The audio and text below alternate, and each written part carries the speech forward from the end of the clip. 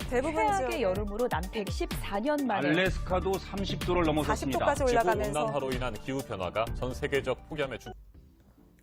우리는 초등학교 때부터 지구 온난화 때문에 빙하가 녹고 북극곰이 살 곳을 잃어가고 섬이 바다에 잠길 위기에 처해 있다는 이야기를 수도 없이 들어왔습니다.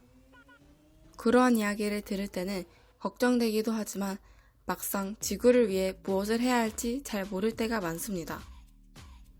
UN IPCC 보고서가 발표한 바에 따르면 기후변화는 95% 이상의 확률로 인간의 활동 때문이다 라고 말을 하지만 일반 사람들은 인간 때문이라는 생각을 잘 하지 않습니다.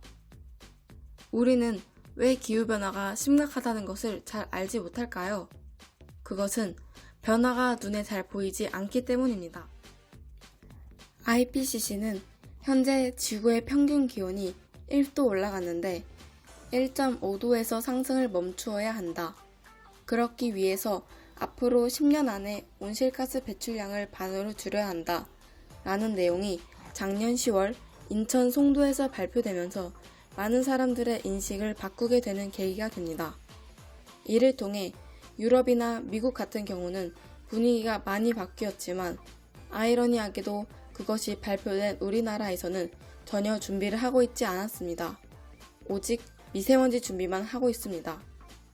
이산화탄소 배출을 가장 많이 하는 나라 1위는 중국, 2위는 미국, 대한민국은 7위입니다. 미국과 중국이 굉장히 중요한 역할을 해야 하는 것이 사실입니다. 그렇지만 1인당 에너지 사용량을 보면 대한민국이 세계 최고 수준입니다. 미국과 한국이 에너지를 가장 많이 쓰는 나라라고 할 수 있습니다. 미국의 트럼프 대통령은 파리 기후협정을 나가기도 하면서 기후위기 대응을 안 할 것이라고 말했습니다.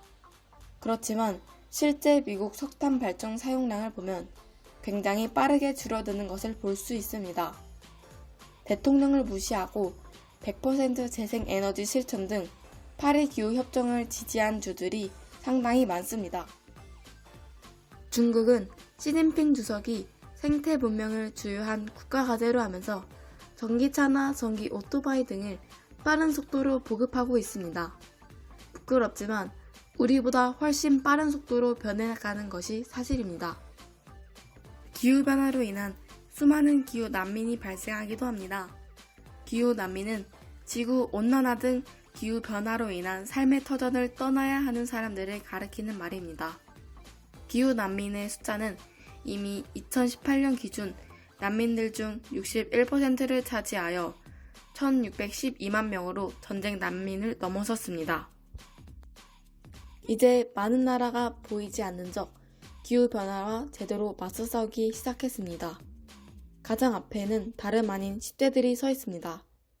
시작은 스웨덴의 16살 소녀, 2019년 최연소 노벨 평화상 후보였던 그레타 툰베리, 폭염에 휩싸였던 작년 8월, 그녀는 금요일마다 의회 앞에 앉아 기후변화에 무관심한 정치권을 향해 1인 시위를 벌이기 시작했고, 이 시위는 173개국의 등교 거부 운동으로 뻗어나갔습니다. People are suffering. People are dying. Entire ecosystems are collapsing.